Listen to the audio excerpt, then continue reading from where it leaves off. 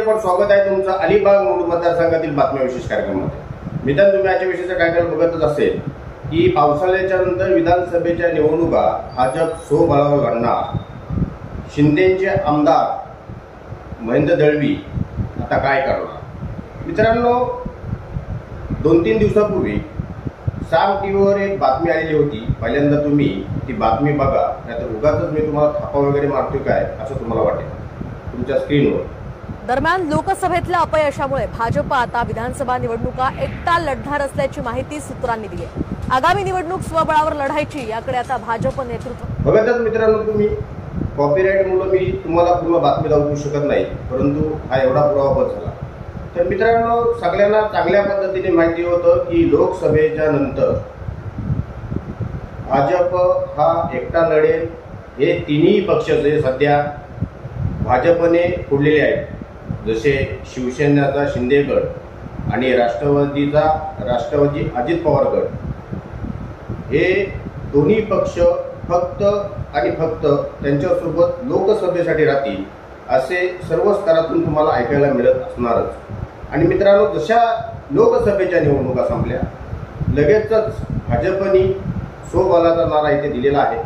कारण की पक्ष फोडाफोडीच्या राजकारणाला महाराष्ट्रातील जनता कंटाळली आणि भाजपला लोकसभेला महाराष्ट्रातील जनतेने संपूर्णपणे नाकारलं। भाजपच्या 23 वरून फक्त 90 जागा ह्या लोकसभेला भाजपला जिंकता आल्या।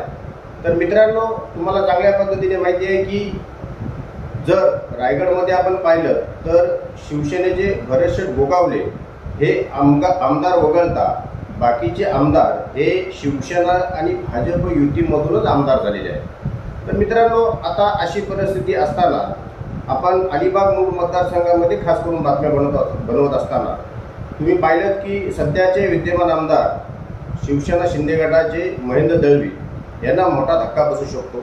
कारण की स्वबळावर जर निवडणुका लढवायच्या झाल्या तर त्यांना त्याचा भरपूर त्रास होऊ शकतो।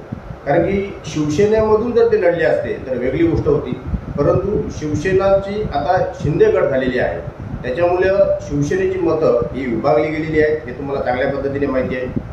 मित्रांनो, असं असताना जर का शिवसेना शिंदे गट म्हणून आमदार महेंद्र दळवी निवडणूक लढले असते आणि महाविकास आघाडीकडून त्यांच्याकडं एक उमेदवार जसे चित्रलेखा पाटील जर असत्या तर फक्त 2च मातबर पक्षामध्ये इथे निवडणुका झाल्या असत्या, 2च नेत्यांमध्ये इथे निवडणुका झाल्या असत्या, मतांचं विभाजन झालं नसतं। परंतु तुम्हाला मित्रांनो चांगल्या पद्धतीने माहिती आहे की सध्या अलिबाग मूळ मतदारसंघामध्ये ना आमदार महेंद्र दळवी ना चित्रलेखा पाटील, सध्या छोटम शेठ भारतीय जनता पार्टीचे जिल्हा उपाध्यक्ष, अलिबाग मूळ विधानसभा अध्यक्ष हे जोरदार मित्रांनो तयार लागलेले आहेत। सर्व स्तरातून फक्त छोटम शेठ हे एकच नाव सध्या चर्चेमध्ये आहे अलिबाग मूळ विधानसभेच्या आमदारकीला।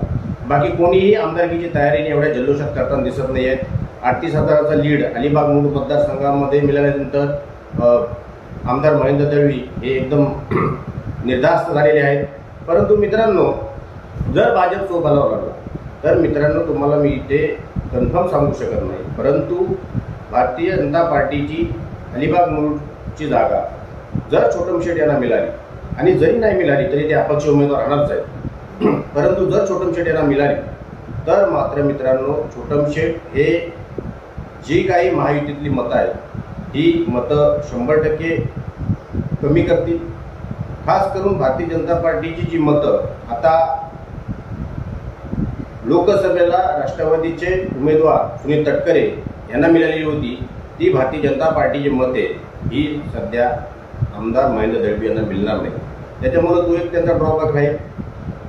अपक्ष उमेदवार एखादा माणूस उमेदवारी लढवतो त्यावेळेला त्याच्या पक्षाची मतं ही समोरच्या उमेदवाराला मिळत नाही।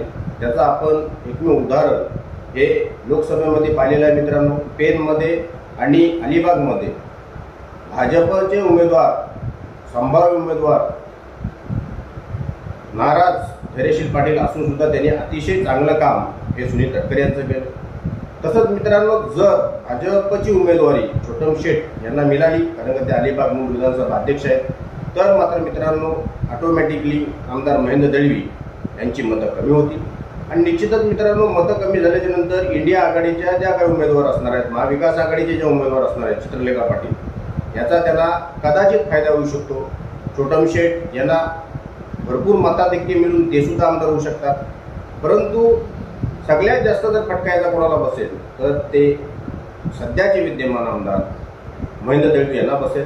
आपण पाहिलंच असेल की 2019ची लोकसभेला सुनील तटकरे लीड होता, तरी सुद्धा पंडित शेठ पाटील कोसळले. आता तशीच परिस्थिती 2024मध्ये आहे. अलिबाग मतदारसंघामध्ये तटकरे लीड आहे, त्याच्यामुळे स्टँडिंग उमेदवार कोसळतो.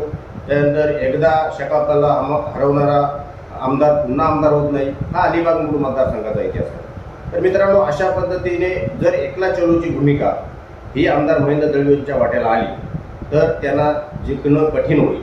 कारण की 2019मध्ये सुद्धा ते शिवसेना ह्या एकाच पक्षाच्या माध्यमातून लढलेले होते. त्यावेळेला शिवसेना, राष्ट्रवादी काँग्रेस आणि भाजप वेगवेगळी लढली होती. त्यावेळेला त्यांना 60-65 हजार मतं मिळालेली होती आणि त्यांना जिंकता आलेलं नव्हतं. त्यावेळी पंडित पाटील यांनी त्यांचा पराभव केलेला होता. परंतु 2014मध्ये मला वाटतं आणि 2019मध्ये मित्रांनो भाजप आणि शिवसेना एकत्र लढली आणि आमदार महेंद्र दळवी यांनी शेतकरी कामगार पक्षाचा 30,000पेक्षा अधिक मताधिक्याने पराभव केला. त्याच्यामुळे अजूनपर्यंत तरी एकटा पक्ष म्हणून उमेदवार लढवून आमदार महेंद्र दळवी यांना जिंकता आलेलं नाहीये.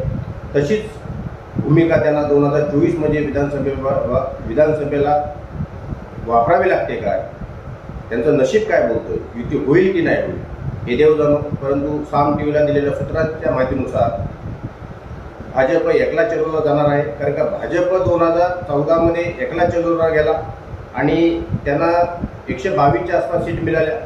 2019मध्ये त्यांनी शिवसेनेसोबत युती केली आणि त्यांना 105 जागांवर समाधान मानावं लागलं. तशीच त्यांनी प्रक्रिया 2024मध्ये लोकसभेला केली, तरीसुद्धा त्यांना माघार घ्यावी लागली. त्याच्यामुळं एकटेपणाने निवडणुका लढलो तर आपल्याला जास्त जागा मिळतात, अशी भूमिका आता भाजपची झालेली आहे. आणि ह्या सर्वांना सोबत घेतलं तर महाराष्ट्राची जनता आपल्याला धडा शिकवेल की काय, ही भीती सध्या भाजपला निर्माण झालेली आहे. त्याच्यामुळे भाजपने सावध भूमिका घेतलेली आहे आणि अशा पद्धतीच्या भाजपच्या एकला चलोच्या बातम्या हे समोर येत आहेत. त्याच्यामुळं आता हे जे काही शिंदे गट आणि अजित पवार गट यांचं काम झालेलं आहे. अजित पवार गटाला तर एकच जागा मिळालेली आहे. सुनील तटकरे हे एकमेव त्यांचे लोकसभेचे उमेदवार निवडून आलेले आहेत, त्यांना सुद्धा मंत्रिपद मिळालेलं नाही आहे. त्याच्यामुळे येणाऱ्या कार्यकालामध्ये रायगडमध्ये काय होणार आहे, अलिबाग मतदारसंघामध्ये काय होणार आहे हे देव जाणो. छोटम शेठ हे खरोखरच भारतीय जनता पार्टीकडून उमेदवारी त्यांना जर अधिकृत दिली तर ते जायंट किलर ठरू शकतात का? कारण की येणाऱ्या कार्यकालामध्ये ह्या बाकीच्या लोकप्रतिनिधींवर जनता भरपूर नाराज आहे. त्याचा सुद्धा फायदा हा छोटम शेठ यांना मिळू शकतो किंवा महाविकास आघाडीच्या नव्या उमेदवार चित्रलेखा पाटील ज्या 4-5 वर्ष सध्या मतदारसंघामध्ये काम करत आहेत, उच्च शिक्षित आहेत. एक महिला म्हणून मीनाक्षी पाटील, याच्यानंतर चित्रलेखा पाटील म्हणून अलिबाग मूळची जनता त्यांना पसंत करेल का, की पुन्हा एकदा आमदार महेंद्र दळवी यांच्याच हातात अलिबाग मूळ मतदारसंघातील जनता कौल देईल हे येणारा कालच ठरवेल. मित्रांनो, तुर्तास इथेच थांबतो. काही लोकांना वाटत होतं की ही बातमी नाही आहे, खोटी बातमी आहे. त्यांना बोललो सध्या मी माझ्या वैयक्तिक कामामध्ये बिझी असल्या कारणाने बातमी बनवली नाही आहे. आता ही बातमी बनवल्यानंतर त्यांना समजलंच असेल की कदाचित ज्या पद्धतीने सर्वजण म्हणत होते की धैर्यशील पाटील यांनाच उमेदवार मिळेल आणि अचानक मी सांगितल्याप्रमाणे माझ्या किती व्हिडिओतून बघा की सुनील तटकरेच हे उमेदवार असतील आणि सुनील तटकरेच हे उमेदवार राहिले. त्याच्यामुळं माझ्या काही भविष्यवाण्या ज्या मी करतो त्या सत्य होतात. मित्रांनो, हे सर्वांना माहिती आहे. आणि अशा पद्धतीने भाजप एकला चलो रे, एकटाच निवडणुका विधानसभेसाठी लढवल्या तर सध्याचे जे शिंदे गटाचे आमदार आहेत त्यांची डोकेदुखी 100% वाढेल. कारण की पाहिजे तसं यश त्यांना लोकसभेला मिळालेलं नाही आहे. जनता ही भरपूर त्यांच्यावर नाराज आहे. येणाऱ्या कार्यकालामध्ये महाविकास आघाडीचं सरकार हे महाराष्ट्रात येईल असं एकंदरीत चित्र आहे. सर्व पक्ष शिवसेना, उद्धव बाळासाहेब ठाकरे, शरदचंद्र, अजित पवार गट, हे काँग्रेस, हे सर्वच पक्ष मित्रांनो विधानसभेच्या तयार लागलेले आहेत. येणारा पावसाळ्यानंतर कालच ठरवेल की ह्या अलिबाग मूळ मतदारसंघाचा आमदार कोण असेल. तुर्तास इथेच थांबतो. जर कामाला असेल लाईक करा, शेअर करा, सबस्क्राईब करा. धन्यवाद.